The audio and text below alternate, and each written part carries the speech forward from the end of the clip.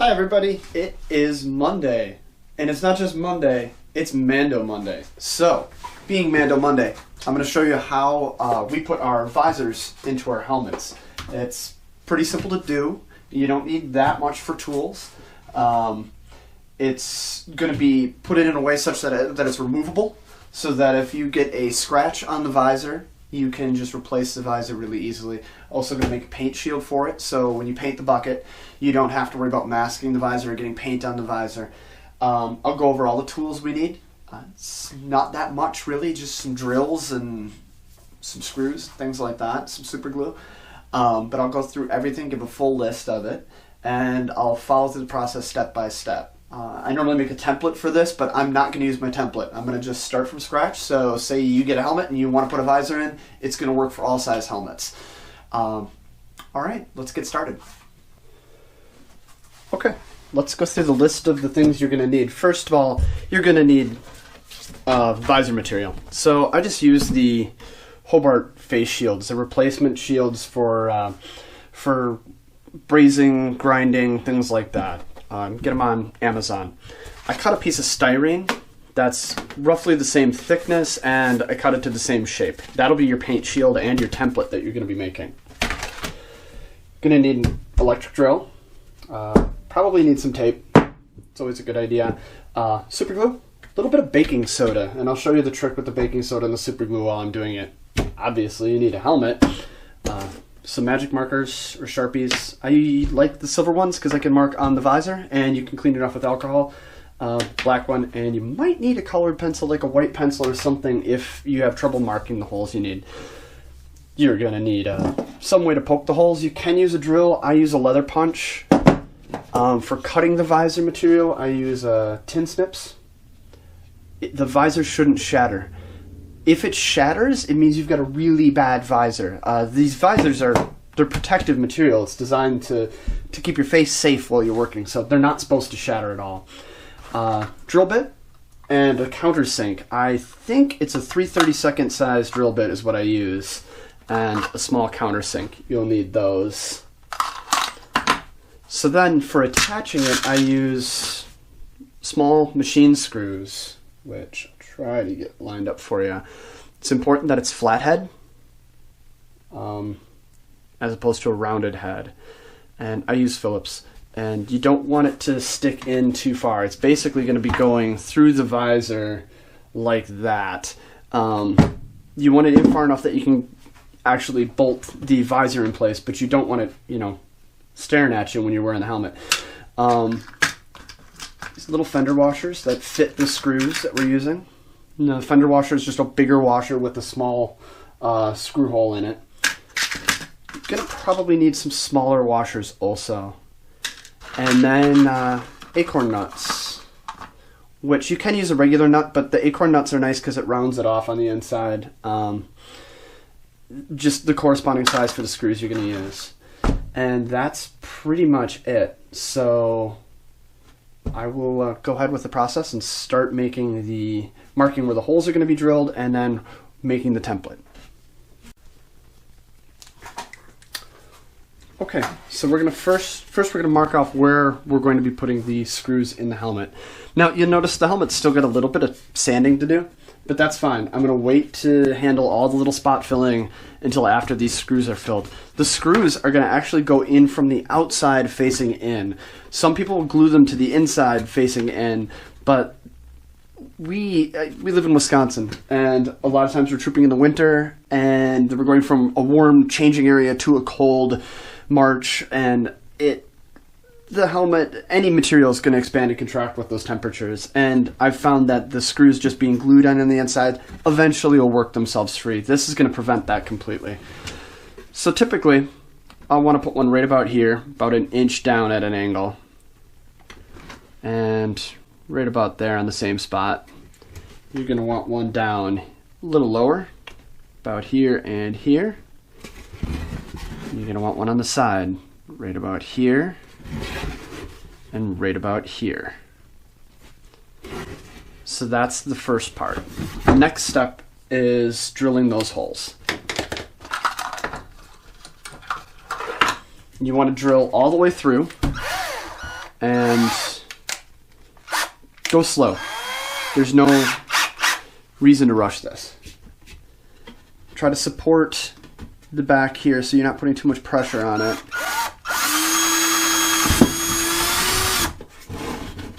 Yeah.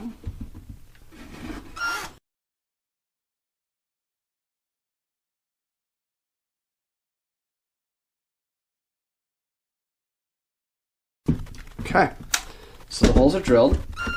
The next thing we're going to do is countersink. This is where you want to be really careful because you don't really want to drill all the way through. You just need to countersink it enough that the head of that screw is going to go in there and be held flush.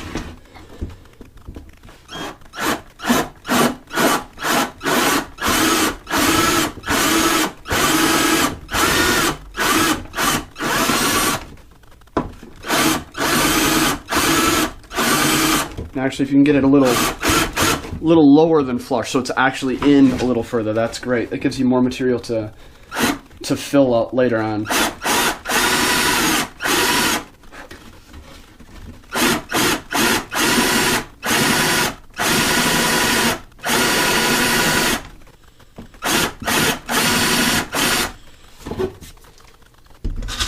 Just gonna check that. Perfect.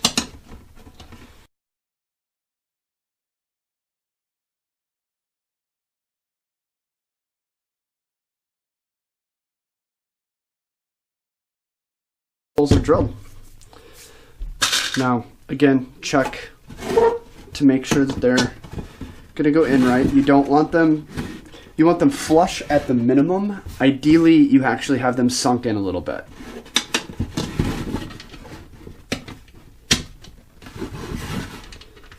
Yep. And I should also add that these helmets that I use are fiberglass, so they're a little more durable to this kind of work. So if you look at this and you're like, holy cow, that's thin, it's fiberglass. Whereas a urethane helmet's typically going to be a little bigger or a little thicker. That one's good. And that one looks good. This one I need to drill out a little bit more. It's just a little too snug.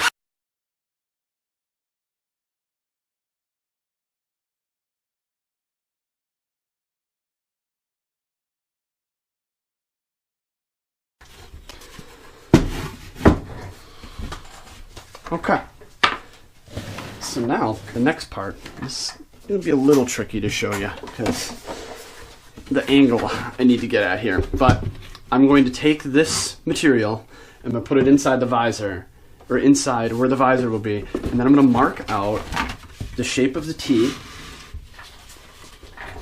and then making sure it's held in place really well, I'm going to mark the screw holes. Now I might just mark, if you find that it's hard to hold in place, you can mark one side first, then line it up and mark the other after you actually punch holes through it. So we're going to see how it goes.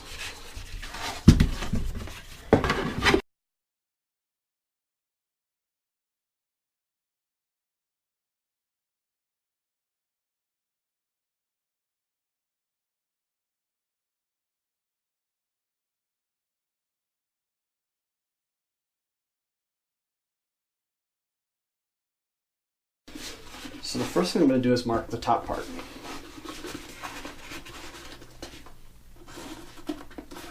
I'm not going to worry about marking the holes yet. I'm just marking the T shape of the visor. And I'm not moving it too much. I'm going to just get it as close as I can. It's going to need to be modified and adjusted, but that's fine. So, next, I'm going to trim this even more. I'm going to keep the top line the same, but I'm going to come in here. And the whole reason is we're just making it a little more manageable. Otherwise, it's just way too much to deal with at once. And if something happens that it gets screwed up, like it doesn't fit right, grab another piece of styrene. You can also use cardboard. But that way you're not screwing up a visor. You're getting this perfect first, and then you're just going to transfer this right over to the visor. The visors aren't that expensive. They're 12 to 15. Sometimes you can get them on Amazon as an add-on item for $8-9, which is great. So, all right, now I'm going to flip it around so the marking is not going to trick me. So actually, what I'll do first is I'm going to put an X on this so I know not to use that side. There. Much better.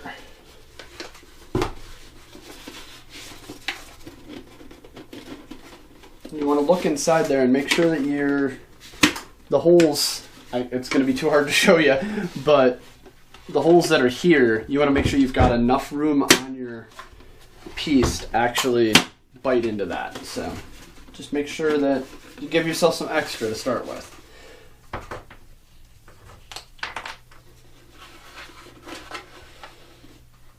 Okay. Now we're going to be a little more careful this time.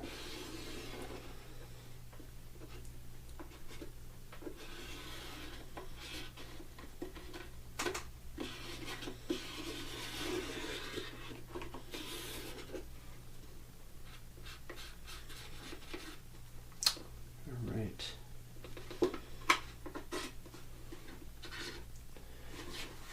What I'll also do is, following this edge right here, just mark right about there, because you're going to want it to tuck right into that little slit there.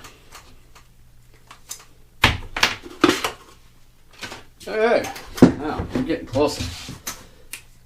So what I'm going to do is trim this a little tighter yet.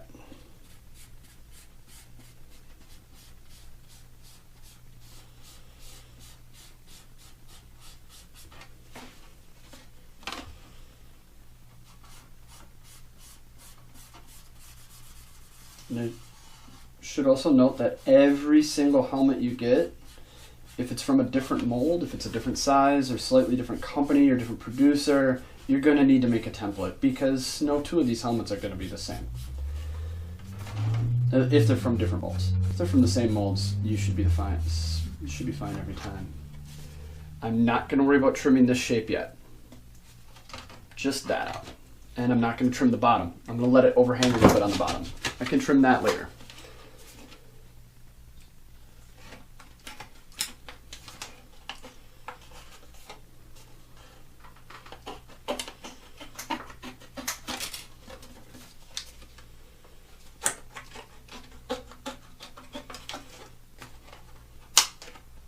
Now the styrene will crack a little bit if you're a little too rough with it.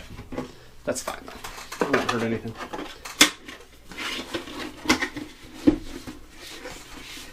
I'm going to get in there and check the fit and make sure it fits comfortably. Make sure your angle's good so you can see right here. Yeah, that looks good. That all looks really good. So we're going to tape it in place again. So now we're going to mark the holes.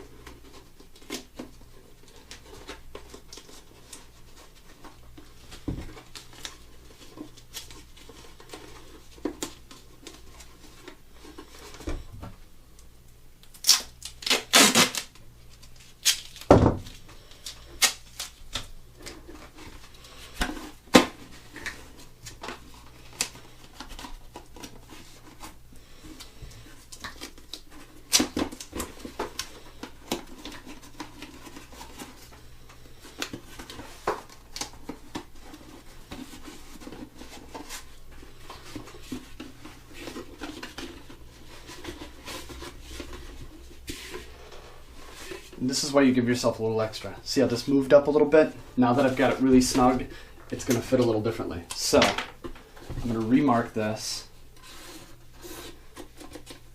And I'm going to sort of color it in. So I know this is closer to the final shape that we're looking at.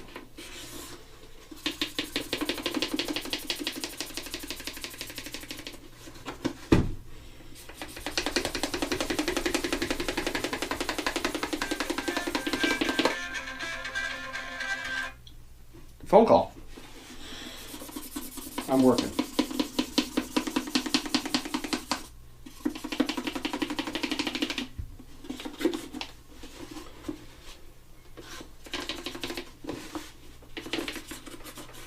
Okay, now we're going to try to do this with the pen. It's a little tricky, but we're going to mark through the holes that we drilled. Just need a little bit of a mark there. There you go.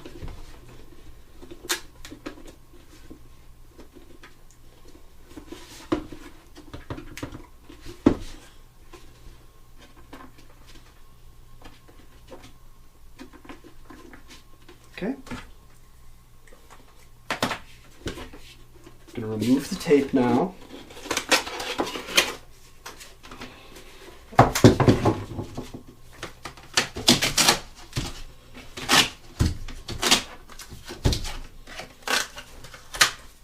You can see that's where the holes are going to need to be.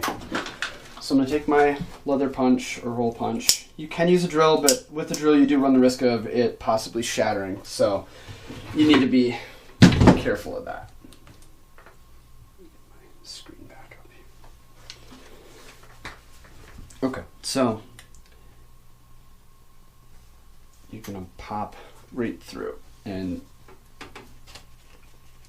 that makes it sound easier than it's going to be. Depends on the hole punch.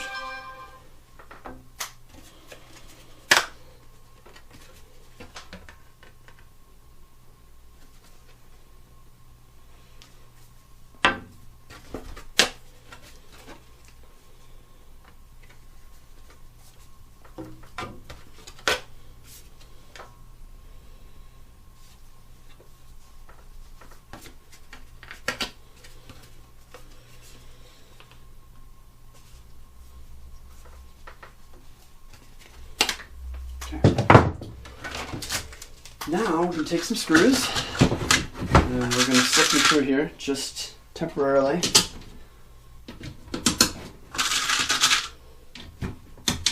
Just to confirm that it fits the way we want it to. Then we'll cut it out of this. Okay.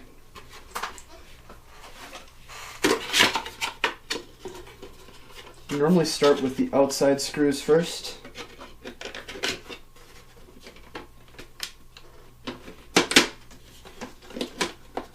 Then the ones by the upper cheek, and then the ones by the back, or bottom. There we go. So we know all the screw holes fit, and it's a nice snug fit, and you can see what it looks like inside. So what we're going to do is we're going to copy this template over onto this, and we're going to cut the actual visor out. Then we're going to glue these screws in. We're actually okay to glue these screws in at any point, so that's the next actual step I'm going to take.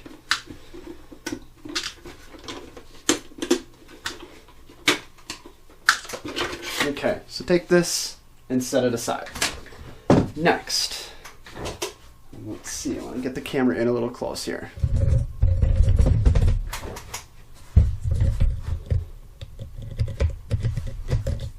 Okay. We're going to take the screw and you're going to put it in. It's really important that you have all the screws facing to the center of the helmet. You want them all nicely aligned. You don't want to put one in with the screw crooked like this because it's going to be hard for you to get that visor in place. So what I typically do is I'll have it in the screw hole and I'll take my hand on the other side and I'll pull it toward the center. So you're going to take some super glue and you're going to take some baking soda. So what baking soda does, if you haven't used this trick, it makes super glue set instantly. And it also thickens it a little bit. So we're going to take a little super glue and put it underneath the screw. Then we're going to press the screw down.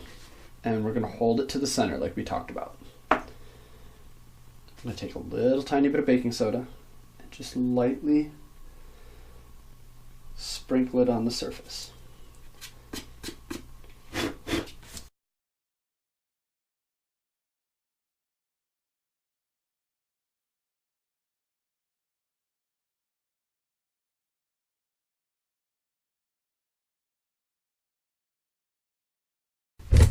Oops.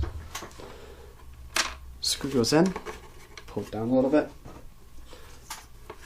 I'm going to lift it up a little, get some super glue underneath it. All the way around. Don't worry about getting it over the screw head. It's not going to hurt anything. We're covering these anyway. Make sure it's pulled to the center and then lightly just sprinkle it and cover it. That's it. Just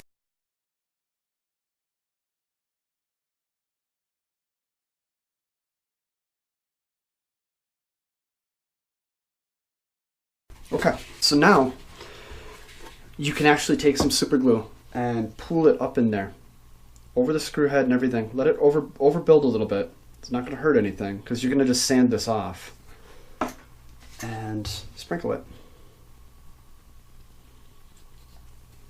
Just let it sit for a few seconds and blow it off.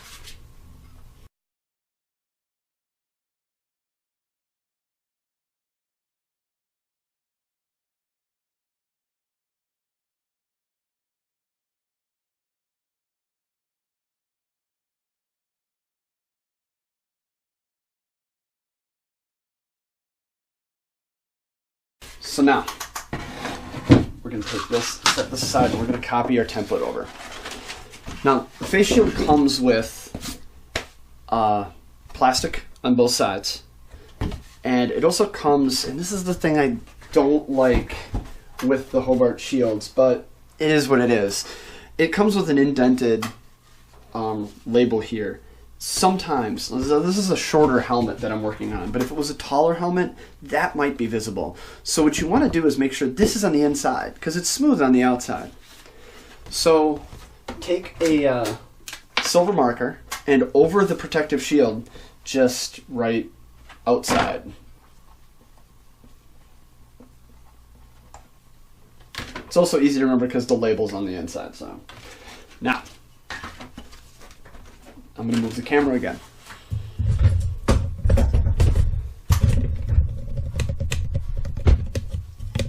Okay, so we've got our visor template. Now, remember we had the inside, and then this is the good side. This is the outside. So you can write outside. This is important. You want to line this up the best we can. So now we know how this fits. I'm going to trim this just a little bit.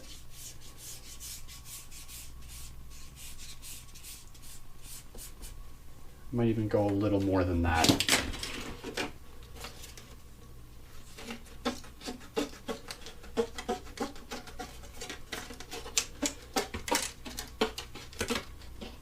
Okay.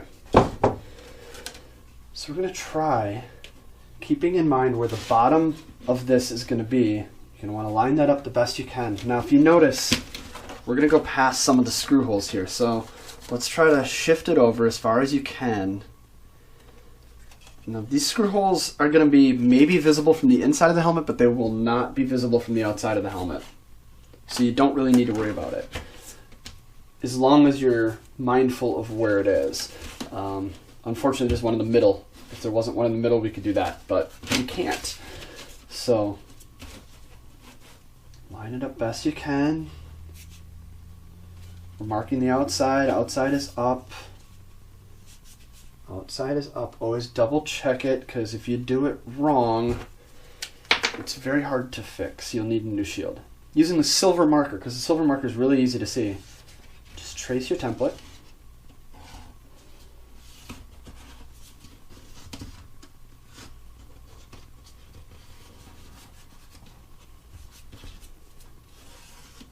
And mark the screw holes.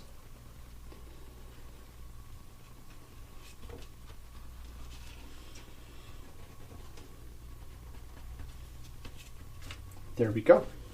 So we'll set the template aside, and we're going to cut this out.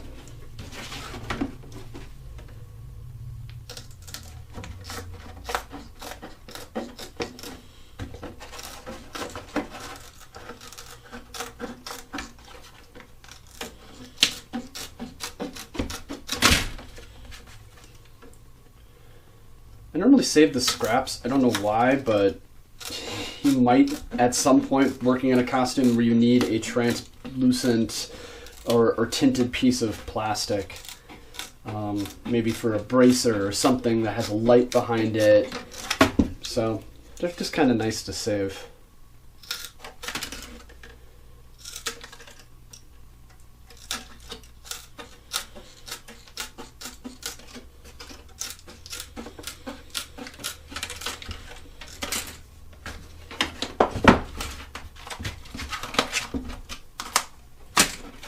All right, this stuff is kind of a pain in the butt to cut through with a punch. So you gotta kind of work it a little, especially if the punch is clogged like this one is.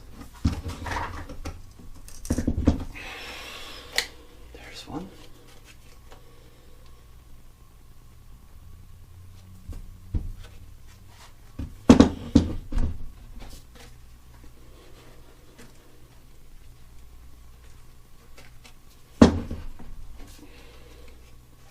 I need to unclog this punch.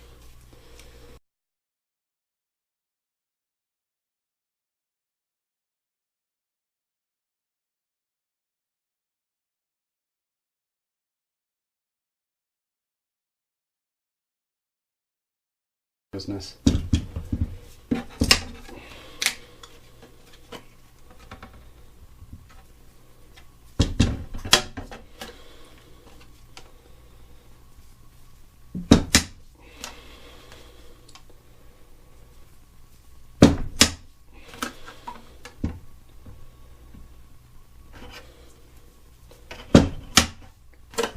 Okay, so the holes are punched. So we're gonna put this in. This needs to be sanded down. We'll do that later on. Not worried about that. You guys could probably figure out how to sand something. So again, outside, inside. Normally, I will get it sort of bent first, slip it in, try to get it over the outside one first, the next outside one, and if you did it right, they should all just pop right where they are supposed to live, like that. Now, we're going to use the nuts, or the washers. So for the outside ones here, I use the fender washers. And depending on how thick the resin is, like I said, this is thin, I'll do a fender washer and then probably 2 smaller washers just to press it in there really tight. And then an acorn nut.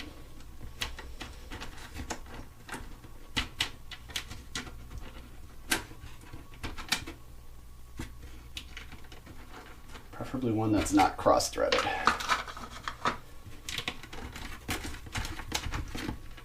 There. So, 1 fender washer, 2 regular washers. Now, you could get smaller screws, although I found it's hard to actually hunt down these screws in the size you need sometimes. I had to buy them in bulk. If you find it's too loose, like that one just seems like it's a little too loose just due to the thickness of the material, add another washer. Not a problem.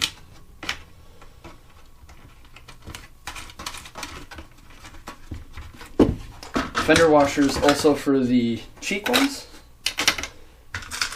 Gonna be, looks like 2 more regular washers and an acorn nut.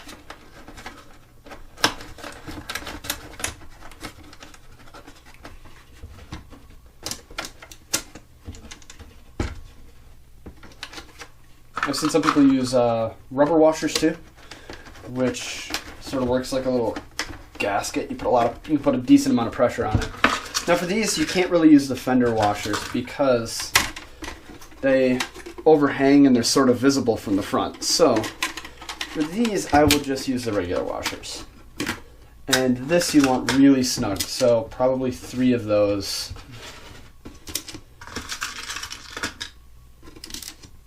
And an acorn nut.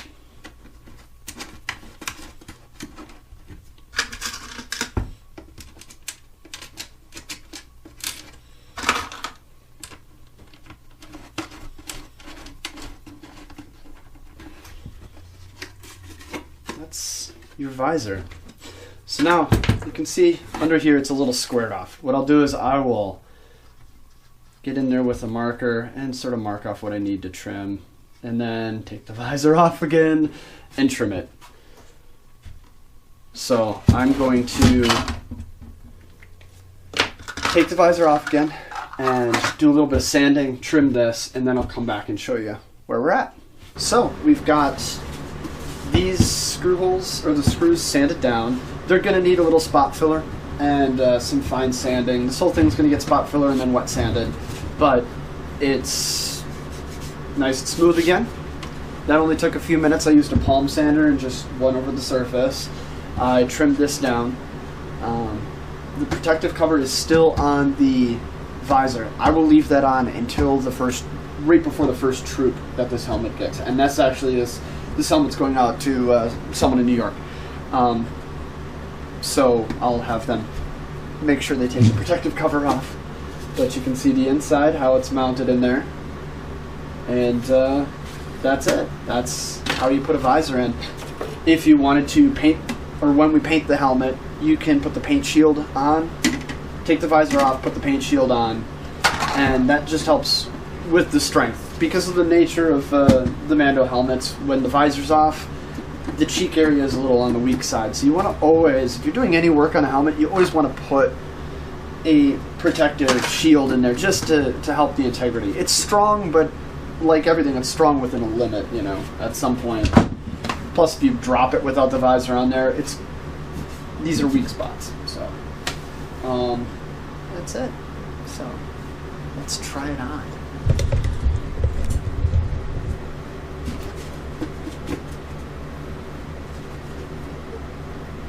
Happy Mando Monday.